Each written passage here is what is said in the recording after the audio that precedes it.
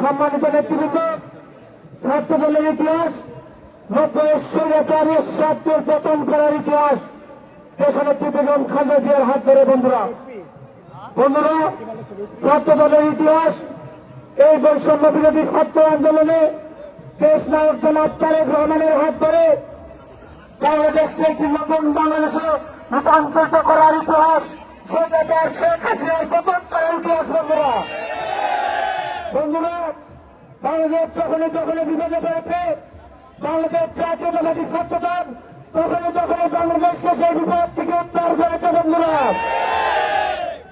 স্বৈরাচার শেখ হাসিনা বাংলাদেশ থেকে চলে গেছে বলে কোনোভাবেই মনে করা যাবে না বাংলাদেশের ষড়যন্ত্র থেমে আছে। বন্ধুরা, আমাদের পার্শ্ববর্তী দেশ ভারত থেকে এই খুনিয়াশিলা সরকার যেসব মন্ত্রী বাহিনী ভারতে পালায়ন রয়েছে এবং খুনিয়াশিলা নিজেও ভারতে পালায়ন রয়েছে, সেখান থেকে পরামর্শ করে বাংলাদেশে যেন অরাজকতা সৃষ্টি করা যায় সেই পায় তারা সবসময় করছে। বন্ধুরা, তাই আমি বলতে চাই, বাংলাদেশ জাতীয়তাবাদী ছাত্র দলের প্রতিটা নেতা কর্মী নিজেদের বিবেক ভুলে সকলকে ঐক্যবদ্ধ থাকতে হবে বাংলাদেশ নতুনভাবে বিনির্মাণ করার জন্য এবং দেশনায়ক জনাব তারেক রহমানকে বাংলাদেশে ফিরিয়ে নিয়ে আসার জন্য বাংলাদেশ জাতীয়তাবাদী ছাত্র দলের প্রতিটা নেতা কর্মী ঐক্যবদ্ধ থাকবে এই আশা প্রত্যাশা করে আমি আমার সংক্ষিপ্ত বক্তব্য এখানে শেষ করছি।